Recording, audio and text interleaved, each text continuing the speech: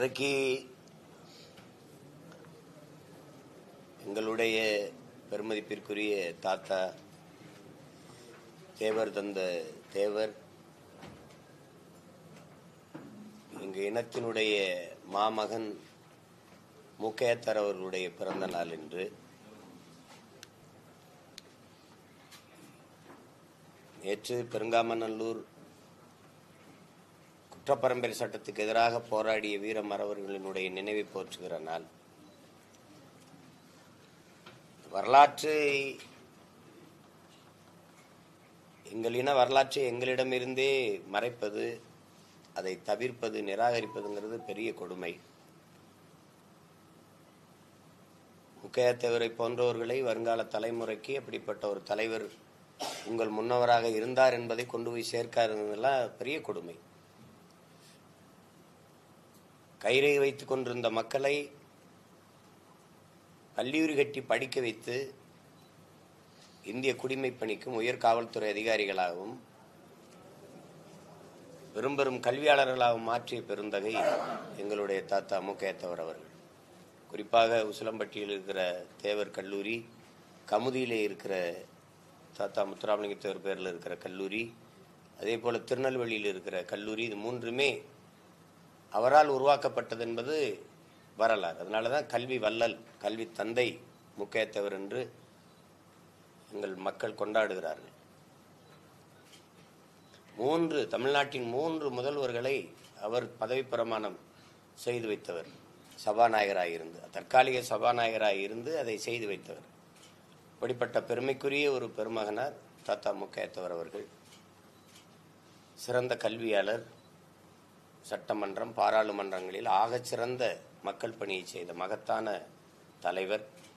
அவருடைய பிறந்த நாள் என்று அவரை பற்றி வருங்கால தமிழ் தலைமுறை பிள்ளைகள்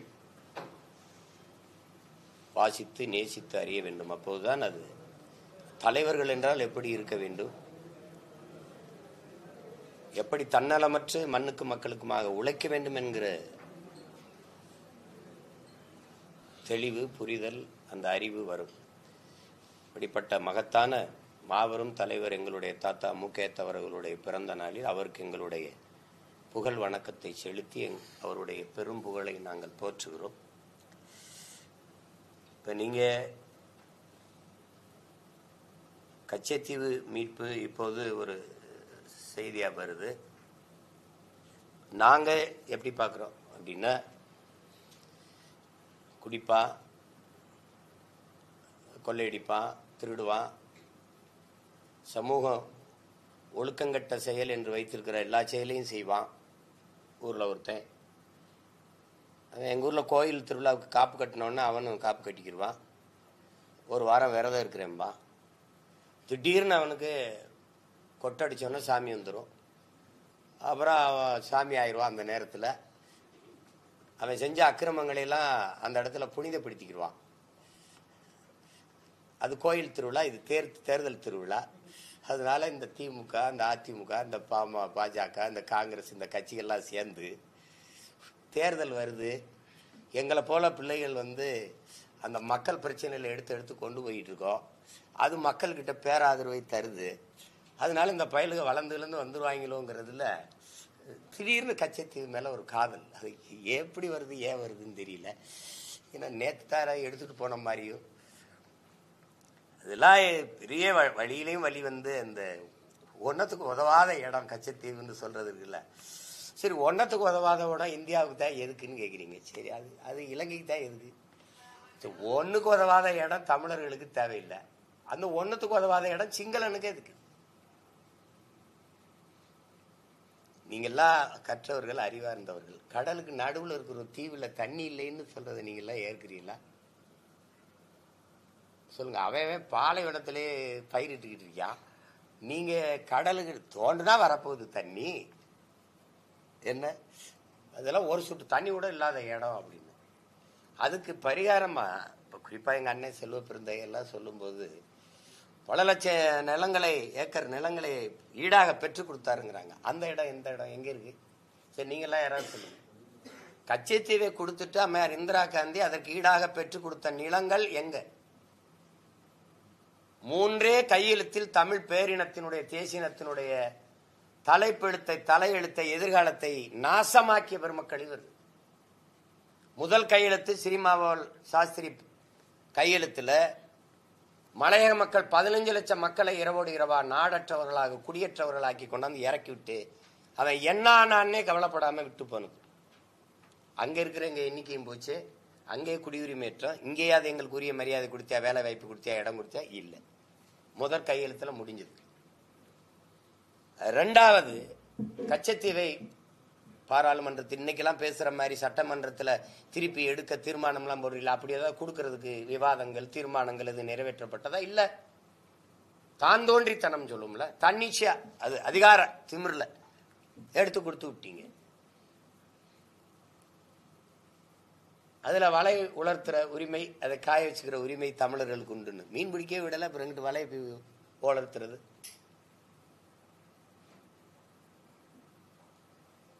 அந்த கையெழுத்து அதே சினிமாவை பண்டார நாயக்கா அம்மையார் இந்திரா காந்தி கையெழுத்துல அந்த உரிமை பறிபோயிடுச்சு. தமிழனுடைய தலையெழுத்தே மாறிட்டு, தலைப்பெழுத்து அங்க மாறிச்சு. திருப்பி ஐயா ராஜீவ் காந்தி அதிபர் ஜெயவர்த்தனை அவருடைய ஒப்பந்தம் கையெழுத்து. வலுக்கட்டாயமாக தன் இன மக்களின் உரிமைக்கு விடுதலைக்கு போராடி கொண்டிருந்த எங்கள் மீது வலுக்கட்டாயமாக ஒரு கையெழுத்தையிட்டு அதை திணிச்சு அதை ஏற்க சொல்லி தேவையற்ற சிக்கலை உருவாக்கி இவ்வளவு பெரிய பின்னடைவை ஒரு தேசிய இனம் தன் விடுதலைக்கு போராடிய இனத்தை அழிச்சு ஒழிச்சு நாசமாக்கின நாசகாரர்கள் இவர்.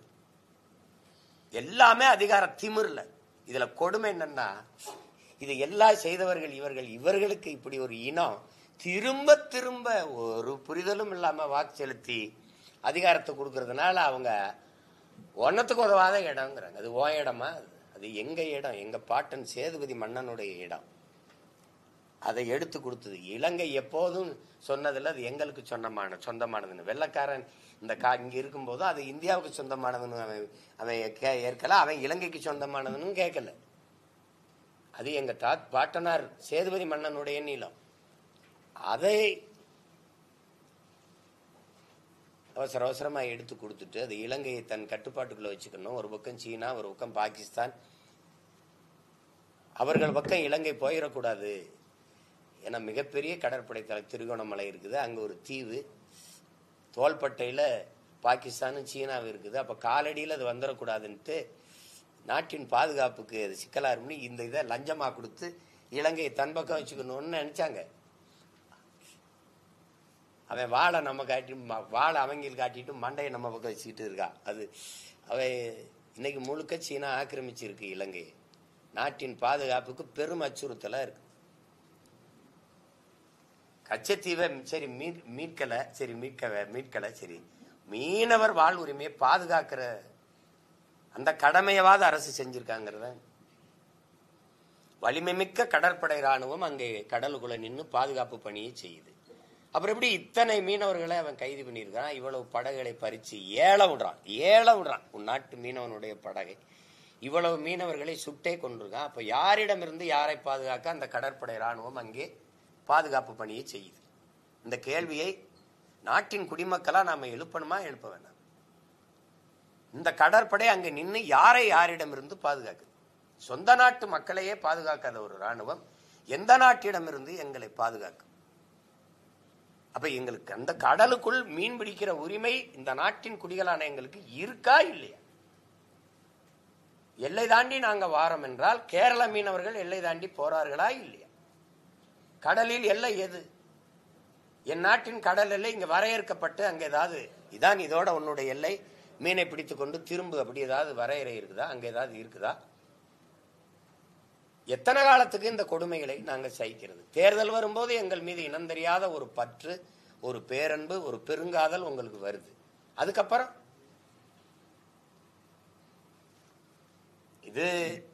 இது மாதிரி மற்ற மாநிலங்களில் இருக்கிற மீனவர்கள் தாக்கப்பட்டால், அவர்கள் சிறைபிடிக்கப்பட்டால் இந்த நாடு இவ்வளவு மெத்தனமாக இவ்வளவு பொறுப்பற்று இயங்குமா? நீங்களே பார்த்த செய்தி தான் இன்னும் வலைவெளியில் இருக்கு. குஜராத் மீனவன் ஒருவனை பாகிஸ்தான் கடற்படை ராணுவம் கைது செஞ்ச போது பின்தொடர்ந்து விரட்டி போய் அதை தடுத்து மீட்டு கொண்டு வந்தது இந்திய கடற்படை ராணுவம். அது பாராட்டுக்குரியது.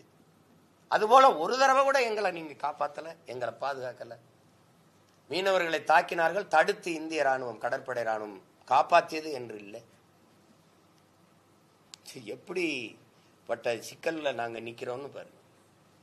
இப்ப இதுல கச்சத்தீவு மீட்பை பற்றி பேச போறேன், அதை பத்தி பேச போறேன்னு பிரதமர் ஒன்னும் அறிவிப்பு கொடுக்கலை. இலங்கைக்கு சொல்றாங்க.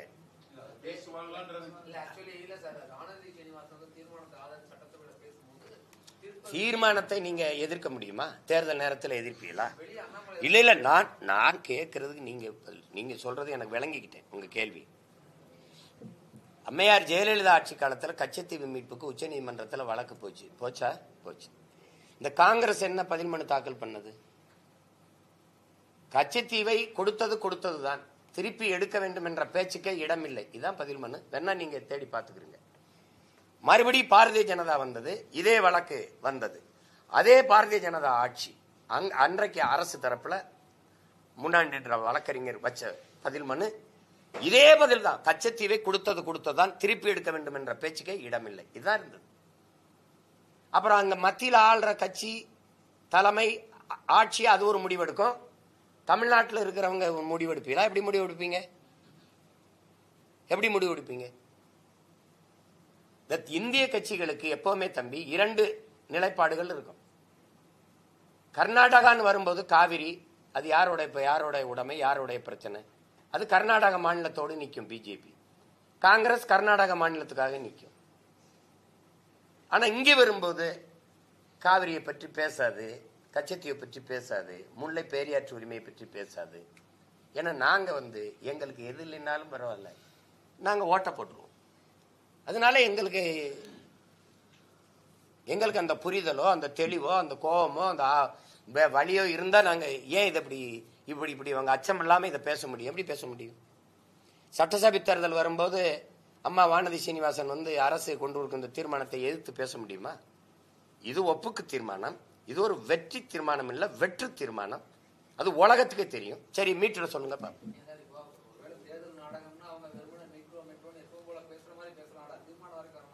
எத்தனை தீர்மானம் உங்களுக்கு காட்டணும்? நீட்டு தேர்வுக்கு எதிரான தீர்மானம் எத்தனை தீர்மானம் உங்களுக்கு காட்டணும்? நான் 30க்கும் மேற்பட்ட தீர்மானங்கள், அதை நிறைவேற்ற குழுக்கள். எந்த தீர்மானம் நிறைவேற்றப்பட்டிருக்கு? நீங்க வழக்காடு மன்றத்தில் தமிழ்ல வழக்காடுகிற உரிமைக்காக சட்டமே ஏற்றினீங்கல்ல, அந்த சட்டம் நிறைவேற்றப்பட்டிருக்கா? குடியரசுத் தலைவர் ஒற்றை மகனின் கையெழுத்துக்காக ஒரு தேசினத்தின் உரிமை உறங்குதா இல்லையா? உறங்குது. நீங்களே 2 குடியரசுத் தலைவரை கொண்டு வந்தீர்களா இல்லையா? அம்மையார் பிரதிபா பாட்டீல், பிரணாப் முகர்ஜி 2 பேரையும் தேர்வு செய்த பெருமக்கள் யாரு? இதே திமுக. அன்னைக்கு ஒரு குறைந்தபட்ச அழுத்தம், என் நிலத்தில், என் நாட்டு நீதிமன்றத்தில் என் தாய்மொழியில் வழக்காடுகிற உரிமை, அந்த சட்டத்திற்கு ஒரு கையெழுத்து போடுங்க, அதை ஆமோதிச்சுட்டு நீங்க அதை ஆதரிச்சு கையெழுத்து போடுங்க, சரின்னு கையெழுத்து போடுங்க நீங்க சொன்னீங்களா? சொல்லுங்க. அப்ப நீங்க தீர்மானங்கள், இந்த தீர்மானம், எத்தனை தீர்மானம் உங்களுக்கு வெற்றி தீர்மானமா வந்திருக்குது? சொல்லுங்க, எத்தனை தீர்மானம் வந்திருக்குது? சரி, இப்ப இந்த தீர்மானத்தை நீங்க சொல்ற மாதிரியே நம்ம வரவேற்போம். எப்ப திருப்பி எடுப்பீங்க? இந்த கச்சத்தீவு பிரச்சனை நேத்து வந்தது இல்லையே. நீங்க ஆட்சிக்கு 4 ஆண்டு முடிஞ்சிருச்சா, 5வது ஆண்டு வருது, அடுத்து தேர்தல் வருது. இந்த 4 ஆண்டுகள் அந்த பிரச்சனை இருந்துகிட்டு தானே இருந்தது. ஒரு சங்கிலியில 12 மீனவனை கைது செஞ்சு இழுத்துட்டு போனான்ல. ஆடு மாடை கூட தனித்தனி கயிறுல கட்டி இழுத்துட்டு போவோம். ஆனால் ஒரே சங்கிலியில 12 மீனவனை கட்டி இழுத்துட்டு போன காட்சி இருக்குல்ல. அப்ப உங்க கண்டனம் என்ன? உங்க கடுஞ்சொல் என்ன? உங்க எதிர் விவாதம் என்ன? கருத்து என்ன? எத்தனை ஆண்டுகளா அந்த கச்சத்தீவு பிரச்சனை இருக்குது? எடுத்து கொடுத்தது காங்கிரஸ். கொடுக்கும் போது இங்க அதிகாரத்தில் இருந்தது நீங்க. அன்னைக்கு இந்த செயல் கொடுமையானது வரலாற்றில் பெரும் துரோகமாக அமையும் எதிர்த்து பேசின ஒரே மகன் எங்க தாத்தா மூக்கைய தேவர் தான். லட்சக்கணக்கான மக்களை கூட்டி மாநாடு போடுறீங்களே, கச்சத்தீவு மீட்புக்கு ஒரு மாநாடு பேரணி அப்படி நடத்தி அழுத்தம் கொடுத்தீங்களா? 40 உறுப்பினர்கள் வச்சிருக்கீங்க நாடாளுமன்றத்தில். மூலெல்லாம் உங்க கட்சி, உங்க ஆதரவு கட்சிகள் தான். நீங்க எதிர்குரல் அங்கே எழுப்பி பேசி அதை ஒரு பெரிய பிரச்சனையாக்கி, ஒரு பேசு பொருளாக்கி, அது ஒரு கருத்தாக்கம் உருவாக்கி அதை எடுக்கிறதுக்கு எதுவும் வேலை இருக்குதா? தேர்தல் வரும்போது, 24 நாடாளுமன்ற தேர்தல் வரும்போது ஐயா மோடி திடீர்னு கச்சத்தீவு மீட்பை பத்தி பேசலையா? அது நடந்துச்சா? நாம் போராடலாம், அதிகாரமற்ற மகன். நீங்க கேள்வி கேட்கலாம், கருத்து சொல்லலாம், உங்களோட அதிகாரம் இல்லை. நாட்டின் மிக உயர்ந்த அதிகாரத்தில் இருக்கிறவங்களை கச்சத்தீவு போராடுவோம்னா அது வேடிக்கையா இல்லையா? என் மீனவனை ஒழுங்க கடல் எல்லைகளை மீன் பிடிக்க விடலன்னா உன்னோட பொருளாதார தடை விதிப்பேன், வர்த்தகம், பாதுகாப்பு, தொழில் தொடர்பு போன்ற ஒப்பந்தங்கள் ரத்து செய்யப்படும் சொன்னா இத்தினீண்டு நாடு பயந்துட மாட்டானா? அப்புறம் அவன் உங்களை மதிக்கல, அவன் தான் சீனா தயவுல போயிட்டானே. உலகத்துக்கு உங்களுக்கு தெரியாதா? நீங்க தெரியாத உங்கள் ஊடகவியலாளர் உங்களுக்கு தெரியாதா? முழுக்க முழுக்க சீனா ஆக்கிரமிச்சு நிக்குதுங்கிறதுல ஏற்கிறீங்களா எதிர்க்கிறீங்களா? அங்க சிங்கள கடை விதிகளை சைனீஸ் எழுத்துல விளம்பர பலகையில் எழுதி வைக்கப்பட்டிருக்கா இல்லையா? எல்லா இடத்துலயும் அம்மந்தோட்டால தன் ராணுவ தளத்தை, கடற்படை தளத்தை அமைச்சிருக்கா இல்லையா சீனா? சொல்லுங்க. 90 ஆண்டுகளுக்கு 950 கோடிக்கு லீஸுக்கு எடுத்த அந்த இடத்துல நிக்கிறானா இல்லையா? எல்லாம் நீங்க எதையுமே பேசாம விட்டுட்டு நீங்க இன்னைக்கு நாங்க எத்தனை காலத்துக்கு இந்த கச்சத்தீவு கோரிக்கை வேணாயா? கச்சத்தீவு மீன் பிடிக்கிற சுதந்திரமா சென்று மீன் பிடிக்கிற உரிமையை பெற்றுத்தரலே நீ எனக்கு இந்த நாட்டு குடியலுக்கு. நாங்க உங்க நாட்டு மக்களா இல்லையா? சரி, கைது செய்யப்பட்டா செத்து விழுந்தா இந்திய மீனவன் கைதுனா சொல்றியா? அப்படி சொன்னா உனக்கு அவமானம் ஆயிரும், தேச அவமானம் ஆயிரும். தமிழ் மீனவன் செத்தான், தமிழ் மீனவன் கைது செய்யப்பட்டான். அந்த மாதிரி நீங்க சொல்லிக்கிட்டே இருக்கும்போது ஆமா நாங்க தமிழர்கள்னா அது பாசிசம், அது செப்பரேட்டிசம், ஆன்டி நேஷனலிசம்ங்கிறீங்க. நாங்க தான் சொல்றோம் இந்தியன். என்னைக்கு நீ என்ன ஏத்திருக்க இந்தியனா? என் வரி இனிக்கும், என் நிலத்தின் வளம் இனிக்கும், என் வாழ்க்கை உனக்கு கசந்துரும், என் வாக்கு உனக்கு இனிக்கும். எப்படி? அது கையெறு நிலையில் நிக்கிறோம். எங்களுக்கு அதிகாரமற்ற பிள்ளைகள், அரசியல் வலிமை, அதிகார வலிமையற்ற பிள்ளைகள் முறையிடலாம், ஆர்ப்பாட்டம் செய்யலாம், போராடலாம். ஒரு கோரிக்கை வச்சு ஆர்ப்பாட்டம் செய்ய இந்த நாடு, இந்த அதிகாரம் இடம் தருமா? நாங்க முன்வைக்கிற கோரிக்கையை தடையின்றி தொலைக்காட்சிகளில் ஒளிபரப்ப விடுமா, அனுமதிக்குமா? எந்த ஒரு போராட்டத்திற்காகவும் இந்த இடத்துல இன்னும் போராடுன்னு எங்களுக்கு அனுமதி தந்திருக்குதா? சொல்லுங்க. எங்க தலைவர் சொல்றாரு, வெள்ளைக்காரர்கள் நம்மளை அடிமைப்படுத்தி ஆண்டார்கள், ஆனால் நம்ம விடுதலைக்காக போராடவாவது அனுமதித்தார்கள். குறைந்தபட்ச ஜனநாயகமாவது அவர்களிடத்தில் இருந்தது. ஆனால் விடுதலை பெற்ற இந்த நாடுகள், இந்த நாட்டின் தலைவர்கள் நம் உரிமைக்காக போராடக்கூட அனுமதிப்பதில்லை. அப்படின்னா யார் கொடுமையானவன்? யாரு கொடுமடிமைகளை எங்களை வச்சு நடத்துறது? உரிமை இல்லை எங்களுக்கு. பிரச்சனைகளை நீங்க தான் திணிக்கிறீங்க, போராட்டங்கள் எங்களுக்கு நீங்க தான் கையளிக்கிறீங்க. ஆனால் போராட இடமாவது கொடுக்குறீங்களா?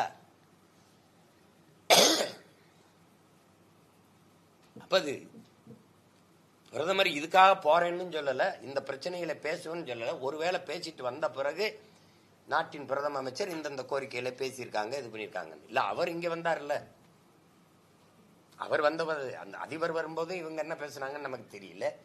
இப்ப போயிட்டு என்ன பேசுவாங்கன்னு தெரியல. இது புது பயணம் ஒன்றும் இல்லை பிரதமருக்கு, ஏற்கனவே பல முறை போயிருக்காங்க. இந்த பிரச்சனை தமிழர்கள், குறிப்பாக தமிழ்நாட்டு மீனவர்கள் பிரச்சனை தான் இப்போ. ஏன்னா எங்க ஈழத்தமிழர்கள் பிரச்சனை அது அவர்களை பொறுத்த வரைக்கும் அது முடிஞ்சு போனது, அப்படிதான் அவங்க கருதுவாங்க. நீங்களே பாக்குறீங்க, ஒரு தங்கை, அவள் சிறந்த விளையாட்டு வீராங்கனை, இந்த நாட்டில் குடியுரிமை இல்லாதனால அவளுடைய திறமையை வெளிக்காட்ட முடியல. இந்த நாட்டிலிருந்து, ஈழத்திலிருந்து நாங்கள் பல்வேறு நாடுகளில் புலம்பெயர்ந்து போய் வாழ்கிறோம். எல்லா நாடும் தங்கள் குடிகளாகவே ஏற்று எங்களுக்கு குடியுரிமை தந்து எங்களை அங்கீகரிக்குது. அந்த நாட்டு ராணுவத்தில் இணைச்சுக்கிறது, காவல் படையில இணைச்சுக்கிறது. அந்த நாட்டில் விளையாட்டுத்துறையில எங்களை விளையாட விட்டு நாங்கள் வென்று குவிக்கிறோம் அந்த நாட்டுக்கு. குறிப்பா என் தம்பி திருக்குமரன் மகன் குரு, அவன் என்ன செய்யறான், அயர்லாந்து நாட்டுக்கு டென்னிஸ் ஆடுறான். ஆடி அந்த நாட்டின் பெருமைனா அந்த நாட்டின் பிரதமர் அவனுக்கு கடிதம் எழுதுறார், இந்த நாட்டின் பெருமை நீ நிலைநாட்டி விட்டாய் மகனின்னு. அது இருக்குது, பயிர் நான் வேணா அனுப்புறேன். அந்த அளவுக்கு எங்களை அங்கீகரிக்குது அந்த நாடுகள். திபெத்தியனுக்கு இந்த நாட்டுக்கு என்ன சம்பந்தம் இருக்கு? உனக்கு இந்த நாட்டு திபெத்தியனுக்கு என்ன சம்பந்தம் இருக்கு? நீ அவனுக்கு குடியுரிமை கொடுக்குற, வணிக வளாகம் கொடுக்குற, திரையரங்குகள் கொடுக்குற, கல்லூரி கொடுக்குற, வாழ்விடங்கள் கொடுக்குற. இந்த நாடு நாடாவதற்கு முன்பிருந்தே நாங்கள் நினைத்து வாழ்கிறோம். இது ஏன் நாடு, என்னுடைய ரத்த சொந்தங்கள் ஈழத்தமிழ் மக்கள்.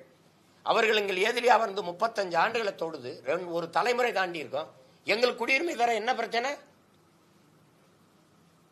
என்ன பிரச்சனை? சரி, நிரந்தரம் வேணா, இரட்டை குடியுரிமை கொடு, விரும்பின வரை இங்க இருக்கலாம். தாய் நாட்டுக்கு வாழ போனோம்னா போகலாம், அங்க இடையூறு வாழ முடியல திருப்பி இங்க வரலாம்னு. இது பூமிக்கு இது எப்படி சொல்றது? அப்புறம் மனித நேயம் பேசுறோம், அப்புறம் இறைவன் பேசுறோம், உலகத்தை இறைவன் படைச்சான்னு பேசுறோம், தினம் சாமி கும்பிடுறோம், பூஜையெல்லாம் செய்யறோம், வழிபடுறோம். ஆனாலும் எவனுக்கும் வாழ இடம் இல்லைங்கிறோம். இது என்ன? இதெல்லாம் என்னது? அது நாங்கள் இந்த நாட்டின் குடிமக்களாக மதிக்கப்படுறோமாங்கிறதே கேள்வியா இருக்கு. அப்புறம் அதுல போய்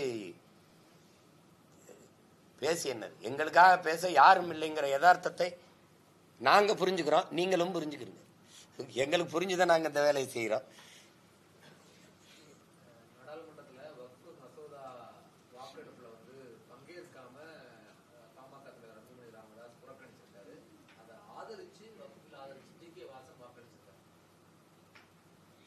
அதாவது அது கூட்டணியில் இருக்கிறவங்க அவங்க நிலைப்பாடு. அதாவது வெளியேறுவதும் வந்து அவங்களுக்கு ஆதரவா தான் போயிடும். அந்த சொல்றது புரியுதா? ஆதரவா தானே போயிடும் தம்பி. நடுநிலை வெளியேற்றம்ங்கிறது எப்பவுமே அந்த கருத்துக்கு வந்து ஆதரவா தான் தம்பி போயிடும். எதிர்நிலை வாக்கு தான் அதுக்கு எதிராக இருக்கும். அது வந்து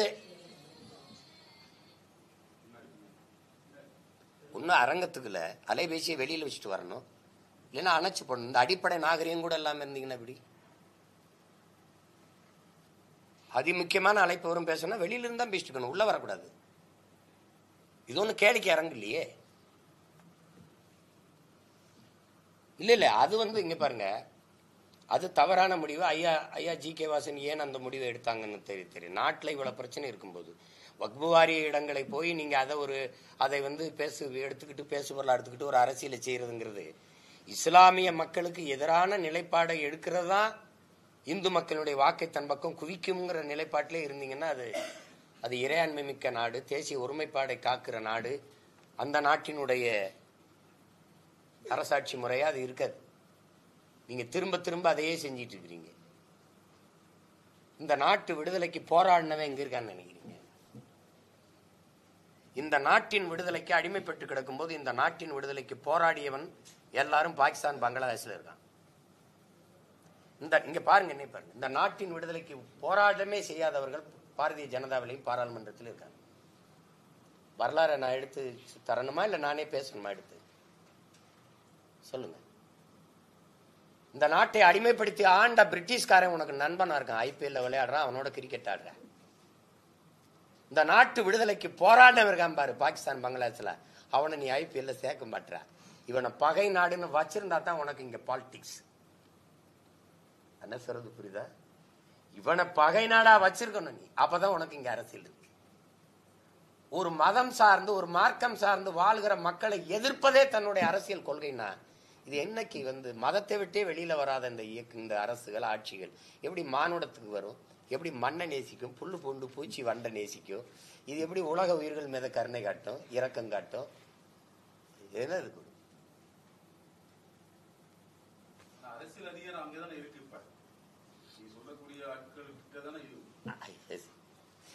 திரும்ப திரும்ப சொல்றேன், வரலாறு நெடுகிலும் நீங்க வாங்க, கொஞ்சம் முன்னாடி 500-600 ஆண்டுகளுக்கு முன்னாடி இருந்து கூட வாங்க. ரொம்ப போவேன்னா பல பேரரசுகள்லாம் எங்க இருக்குன்னு தெரியாம போயிருக்குது. முகலாய சாம்ராஜ்யம், பிரிட்டிஷ் சாம்ராஜ்யம் உங்களுக்கு தெரியும். எங்களுடைய சேர சோழ பாண்டிய சாம்ராஜ்யம், விஜயநகர பேரரசு, மராட்டிய தெரியும், மராட்டிய மன்னர்களுடைய, சரபோஜி மன்னர்களுடைய ஆட்சி, இதெல்லாம் எங்க இருக்குது? இப்படித்தானே பல ஆண்டுகளா காங்கிரஸ் மிதப்பிலே திரிஞ்சு விடுதலை பெற்றது. இந்த தொடர்ச்சியா பல ஆண்டுகளா அதுதான் அதிகாரத்தில் இருந்துச்சு. இன்னைக்கு பல்வேறு மாநிலங்களில் துணை இணை கட்சியா தொங்கிக்கிட்டு. அது அதிகாரம்ங்கிறது நிலைத்ததல்ல, நீடித்ததல்ல. எங்க தாத்தா பாடுற மாதிரி வலியோர் சிலர் எளியோர் தமை வதையை புரிகுவதா மகராசர்கள் உலகாளுதல் நிலையாம் எனும் நினைவான்னு கேட்கிறாரு. அதுவே நிரந்தரம் நிலையானதுன்னு நினைப்புல இருக்கிறியான்னு கேட்கிறவள. அதனால அது ஆம் இருக்கும், மாறும். இலங்கையிலையும் பங்களாதேஷிலையும் வந்த கிளர்ச்சி இந்த நாட்டில் வர்றதுக்கு எவ்வளவு நாளாகும் நினைக்கிறீங்க? பங்களாதேஷின் தந்தை முஜிபுர் ரஹ்மான் சிலை என்னாச்சு? ஏறி நின்று தலையை ஒருத்தன் தனியா வெட்டினான். காரணம் என்ன? பசி. அவர் பெற்றுக் கொடுத்த விடுதலையில பிரச்சனை இல்லை, அவ ஏற்றுக்கொண்ட பொருளாதார கொள்கையில பிரச்சனை வந்துருச்சு. விளங்குதுன்னு நினைக்கிறேன். இலங்கையில என்ன நடந்துச்சு? 4 விழுக்காட்டுல இருந்தார் ஜனதாவுக்கு புறமுனா. 4 விழுக்காடு. பாராளுமன்ற தேர்தலில் சந்திக்கும் போது அவருக்கு 4 விழுக்காடு. எப்படி 60 விழுக்காடு தொட்டு அதிபர் ஆனாரு? என்ன பொருளாதார வீழ்ச்சி, பசி, கிளர்ச்சி, மக்களுக்கு முன்னாடி எவனும் நிக்க முடியல. புரியுதுன்னு. இப்போ அந்த மாதிரி அது ஒரு சின்ன மாநில அளவு நிலங்கள். இலங்கை, பங்களாதேஷ்லாம் மாநில அளவு கூட நிலங்கள் இல்லை, அது சின்ன பகுதி. ஆனால் இந்தியா பல நாடுகளின் ஐக்கியம் தாங்குமான்னு பாருங்க. அதை கவனத்தில் வச்சுக்கிட்டு செய்யணும். அதனால் அம்பேத்கர் சொன்னதை தான் நான் திரும்ப திரும்ப பதிவு பண்றேன். தான் சார்ந்திருக்கிற, தான் வாழ்கிற நாட்டை விட தான் சார்ந்திருக்கிற மதம் பெரிது என்று நம்பிக்கொண்டு இவர்கள் செயல்பட தொடங்குவார்களே ஆனால் இந்த நாடு சுக்கு சுக்காக சிதறுவதை யாராலும் தடுக்க முடியாதுங்கிறது. அப்படி ஆட்சியாளர்கள் சார்ந்திருக்கிற மதத்தை விட்டு வாழ்கிற நாட்டின் மீது அக்கறை செலுத்தணும். அதுதான் என்னுடைய கோரிக்கை, வேண்டுகோள். அப்பதான் இந்த நாடு ஒருமைப்பாடு மிக்க இறையாண்மை கொண்ட ஒரே நாடா இருக்கணும்னா அதை கவனத்தில் வச்சுட்டு இயங்கணும். வேற ஏப்ரல் 9ஆம் தேதி நீட் தேர்வுக்கான அனைத்து கட்சி கூட்டம் ஸ்டாலின் ஏற்பாடு பண்ணியிருக்காரு. அதுல பங்கேற்பீங்களா? அது உங்களோட நிலைப்பாடு என்ன சார்? அது இந்த தேர்தல் நாடகத்தில் நான் நடிக்க தயாரில்லை. எப்பவும் அது வீண். நீட்டு தேர்வை ரத்து செய்ய முடியாதுன்னு அவங்களே சொல்லிட்டாங்க, நாங்களும் ரத்து செய்ய முடியாதுன்னு இவங்களும் சொல்லிட்டாங்க. இப்ப எதுக்கு இது? நீங்கெல்லாம் ஒரு படிச்ச ஊடகவியலாளர் தானே, இந்த நாடகத்தை எப்படி ரசிக்கிறீங்க? தேர்தல் வரும்போதுதான் நீட்டுக்கு வருவியா? அது பாருங்க, என்ன அதாவது பாக்குறதுனா ரசிச்சு பாக்குறீங்களா இல்ல எப்படி பாக்குறீங்கன்னு தெரியும். இல்ல என்ன கொடுமைன்னு பாருங்க. இப்ப இந்த தீர்மானம் போட்டு யார்கிட்ட கொண்டு போவீங்க? சரி, இந்த நீட்டு தேர்வை முதல்ல கொண்டு வந்த பெருமக்கள் யாரு? கொண்டு வந்தது யாரு? காங்கிரஸ், நீங்களும் தானே. காங்கிரஸ் கொண்டு வந்தது, கூட இருந்தது யாரு? அன்னைக்கே அந்த நீட் அங்கிட்டு நீட்டுன்னு சொல்லாம இங்க இந்த பக்கமா நீட்டுன்னு சொன்ன பெருந்தகையில் யாரு? நீட்டு தேர்வுக்கு ஆதரிச்சு ஐயா கருணாநிதி கடிதம் எழுதுனது முரசொலியில் இருக்கு. வேணா இன்னைக்கு நீங்க அதை கிழிச்சு மறைக்கலாம், எழுதியிருக்காரு. ஒரு நாடு ஒரு தேர்தல முதல்ல ஆதரிச்சு பேசின பெருமகன் யாரு? யாருன்னு சொல்லுங்க. அதே ஐயா தான். தேவையற்ற செலவுகளை குறைக்க அன்றைய பிரதமராக அம்மையார் இந்திரா காந்தி ஒரு இடத்துல பொதுக்குழுவிலே கழக பொதுக்குழுவிலே தீர்மானம் போட்டு நிறைவேற்றியது அப்படின்னு பேசின பெருந்தகை நம்ம ஐயா தான். நாளைக்கு ஒரு நாடு ஒரு தேர்தல் ஏற்றும் ஒரு தீர்மானம் வரும், அதையும் நீங்க அண்ணன் இப்படி கேள்வி ஏற்றிட்டு இருப்பீங்க. இருக்கணும். இந்த நீட்டெல்லாம் இதெல்லாம் தேர்தல் நேரத்தில் திடீர்னு என்ன பண்ணுவாங்க, திருவிழா நேரத்தில் அங்கிட்டு கூத்து நடக்கும், இங்கிட்டு கரகாட்டம் நடக்கும், அங்க பாவக்கூத்து, அங்க பொம்மலாட்டம், இங்க வள்ளி திருமண நாடகம், அங்க ஹரிச்சந்திர மாயனாண்டம் என்ற நாடகம். அப்ப எதை பாக்குறதுன்னு தெரியாம நம்ம தவிப்போம். அது மாதிரி தேர்தல் வரும்போது நீட்டுக்கு எதிரானது, கச்சத்தீவுக்கு எதிரானது, எல்லாத்துக்கும் எதிராக வரும். நான் கேட்டேன்ல, அதனால தொகுதி சீரமைப்புக்கு அனைத்து கட்சி கூட்டம் போட்டேன், நீங்க நீட்டு தேர்வுக்கு எதிராக ஏன் போடலன்னு கேட்டேன். இப்ப அதுக்கு இப்ப போடுறோம்ல, அதுதான் பண்றாங்க. இப்ப நான் இப்ப கடல்ல குதி செய்யறது இல்லையே, செஞ்சா நான் ஏன் கேக்குறேன்? செய்யறது இல்ல, ஏமாத்துறதுதான் கஷ்டமா இருக்குது. செய்யறோம்ங்கிறது எத்தனை? இஸ்லாமிய சிறை கைதிகள் விடுதலைக்கு நீங்க என்ன சொன்னீங்க? அப்பாவி இஸ்லாமிய சிறை கைதிகளை விடுதலை செய்ய எனக்கு வாக்கு தாருங்கள்னு பேசினது யாரு? வாக்கு தந்தவர் வாயை மூடிட்டு இருந்தது யாரு? சிறையில இருக்கிறவர்கள் எங்கள் உடல் நலிவுற்று போயிருச்சு, எங்களுக்கு முன்விடுப்பு கொடுங்கன்னு கேட்ட போது நீதிமன்றம் கொடுன்னு சொல்லு. பதில் மனு என்ன தாக்கல் பண்ணீங்க? இவர்களை வெளியில விட்டால் அங்கே வாழ்கிற இந்து மத தலைவர்களின் உயிர்களுக்கு ஆபத்து, இவர்கள் உள்ள என்ன மனநிலையில் சென்றார்களோ அதே மனநிலையில் தான் இன்னும் இருக்கிறார்கள், இவர்களை வெளியே விட்டால் இவர் உயிருக்கு ஆபத்து. தம்பி, பதில் மனு தாக்கல் செய்த பெருந்தகை நம்ம ஐயா தான். அப்பாவி இஸ்லாமிய உயிர்கள் விடுதலைக்கு பேசின பெருமகன் தான். என்ன தேவை சொல்லிட்டு இருக்கிறது? நாம் தமிழர் தொடர்ந்து தனித்து போட்டியிடும் அந்த ஸ்டாண்ட்ல இன்னும் அப்படியே கண்டினியூ பண்ண போறீங்களா? ஏன்னா நிறைய மாற்றங்கள் ஆயிடுச்சுல, கட்சி ஆரம்பிச்சு அந்த ஸ்டாண்ட்ல இருந்து எந்த ஸ்டாண்ட்ல உங்களுக்கு ஏத்த கூட்டணி வரலன்னு ஃபீல் பண்றீங்களா? எந்த ஸ்டாண்ட்ல மாறுதல் வந்திருக்கு? அது நிறைய கட்சிகள்ல மாற்றங்கள் நிறைய வந்து புது புது கட்சிகள் வர ஆரம்பிச்சிருக்கு, நிறைய புதிய விஜய் மாதிரியான. அதாவது நீங்க எல்லாரும் இந்த கூட்டணின்னு பேசுறீங்க. ஏற்ற சொல்லுவது கூட்டணி இல்லாம எப்படி வெல்ல முடியும்? ஒருத்தர் கூட கேட்கல, கொள்கை இல்லாம எப்படி வெல்ல முடியும்னு யாரும் பேச மாட்டேங்கிறீங்க. எனக்கு தேவைப்படலை. நான் தான் தமிழ்நாட்டில் பெரிய கூட்டணி வச்சிருக்கிறேன். 8 கோடி மக்களை நம்பி மக்களோட இணைந்து மக்களுக்காக நிற்கிற ஒரு கூட்டணி, பெரிய கூட்டணி நாங்க தான். அதனால இருக்கிற எண்ணெயும் கொண்டு போய் அந்த சாக்கடையில் தள்ளி விட்டுட்டு சந்தோஷமா இருக்கலாம்னு நினைக்கிறீங்க நீங்க. அதுதான் பிரச்சனை. கூட்டணியா சொல்லல சார், உங்க உங்களுக்கான ஒரு அணி அப்படின்னு எங்களுக்கான அணி எங்க கோட்பாட்டை ஏற்று, எங்க தத்துவத்தை ஏற்று, இந்த பாதை சரியா இருக்கு, இவங்க நிலைப்பாடு சரியா இருக்குன்னு ஏற்று வரணும். அது இந்திய திராவிட கட்சிகள் இல்லை. அதை நாங்க அதுக்கு எதிராக தான் இந்த கட்சியை தொடங்கி இருக்கோம். அப்ப அந்த எங்க நிலைப்பாடை ஏற்று நாங்க எடுத்து வைக்கிற ஆட்சி முறை இப்படி செய்வோம், இப்படி கொண்டு வருவோம், கல்வி எப்படி கொடுப்போம், மருத்துவத்தை எப்படி கொடுப்போம், இப்படி இருக்குல்ல, இப்படி சொல்றோம்ல, இந்த திட்டங்கள் நல்லா இருக்கு, இது வந்தா நல்லா இருக்கும்னு நினைச்சு எங்களோட வர்றவங்களை ஏற்போம். அது அப்ப யோசிக்கணும். இப்ப யாராவது வந்தா அனுப்பி விடுங்க. வாக்குக்கு காசு கொடுக்காம வெல்ல முடியாதுன்னு அவங்க நம்புறாங்க. எல்லாரும் அதை முடிவு பண்ணிட்டாங்க. நாங்க வாக்குக்கு காசு கொடுத்தா அப்படி பெற வெற்றி எங்களுக்கு அவசியம் இல்லைன்னு நினைக்கிறோம். ஊழலுக்கான முதல் ஊற்றுக்கண்ணே அங்கதான், ஊழல் லஞ்சத்துக்கான விதையே அங்கதான் ஊண்டப்படுதுன்னு நாங்க நினைக்கிறோம். அதனால அது மாற்று அரசியலா இருக்காது, மிகப்பெரிய ஏமாற்று அரசியலா இருக்கும். வாக்குக்கு பணம் கொடுத்து வாங்கி வருகிற அதிகாரம் மக்களுக்கானதா இருக்காது, முதலாளிகளுக்கானதா இருக்கும். அப்போ முதலாளிகளுக்கான அதிகாரங்களே கட்டமைக்கப்பட்டா உழைக்கும் அடித்தட்டு மக்கள், பாட்டாளி வர்க்கம், உழுகும் உழவர்குடி மக்கள், இந்த மாதிரி மீனவர்குடி மக்களினுடைய பிரச்சனை காதுல விழாது. அது தேர்தல் நேரத்தில் 500க்கு 1000 கொடுத்தா போதும், 1000க்கு 2000 கொடுத்தா போதும், அப்படி வந்து நின்றும். அதனால அந்த முறையை நாங்க வெறுக்கல, அருவருக்கிறோம். அதனால அது எங்களுக்கு சரிப்பட்டு வராது. வேற ஏதாவது அரசியல் அதிகாரம் தனிச்சு நின்று அடைய முடியாதுன்னு யாரும் உங்களுக்கு கற்பிச்சது? அரசியல் அதிகாரம் கொடுக்கணுமா வேணாமா, கூட்டணி இருந்தா தான் கொடுப்போம்னு மக்கள் எதுவும் கோயில சத்தியம் பண்ணிருக்காங்களா? 2014 37 இடம் தனிச்சு நின்று அம்மையார் ஜெயலலிதாவால் எப்படி வெல்ல முடிஞ்சது? அந்த தேர்தலில் எப்படி வெல்ல முடிஞ்சது அதை பேசணும். கெஜ்ரிவாலால பஞ்சாப்லையும் டெல்லியிலையும் தனிச்சு நின்று எப்படி வெல்ல முடிஞ்சது? தனிச்சு நின்று 1.1 விழுக்காடு 4.5 லட்சம் வாக்குல இருந்தவன் 36 லட்சம் வாக்குக்கு எப்படி வளர முடிஞ்சது சீமானால? தம்பி, இத்தனை கட்சிகள், இவ்வளவு கூட்டணிகள், இவ்வளவு பணம் கொட்டி, இவ்வளவு அதிகார வலிமை எல்லாம் சேர்ந்து வேலை செய்யும் போது இந்திய நாட்டை யார் ஆள்றதுங்கிறதுல அது ஐயா மோடியா அருமை சகோதரர் ராகுலாங்கிறதான் போட்டி. இவ்வளவு கட்சிகள் இருக்கும்போது என்னை தேடி ஒரு எளிய மகனை புது சின்னத்துல ஒரு ஒளி வாங்கின்னு ஒரு சின்னத்தை ஒரு வாரத்துல கொடுத்து, எந்த வேட்பாளரும் எவனுக்கும் தெரியாது, 8வது பெட்டியில் இருந்த சின்னத்தை தேடி போட்டு 36 லட்சம் ஓட்டை போட்டு 8.22 8 விழுக்காடு வாக்கு தனிச்சு நின்று அங்கீகாரம் பெற்ற ஒரு கட்சியா உயர்த்திருக்காங்கன்னா அது வளர்ச்சி இல்லையா? இந்த 8 36 62 ஆக்கி 75 ஆக்கி 76 ஆக்கி போறதுக்கு எனக்கு எவ்வளவு நாள் ஆகும்? அது ஒண்ணும் இல்லை. அதனால அது அப்படி கருதாதீங்க. ஒரு தடவையா சொல்லுங்க, அண்ணே நீங்க தனிச்சு நிக்கிறீங்க, தொடர்ந்து நில்லுங்க, துணிஞ்சு நில்லுங்க, பாராட்டுக்கள்னு சொல்லுங்க. அதை விட்டுவிட்டு தொன்னாளைக்கு தான் அப்படி நிப்பிய இதுவா அது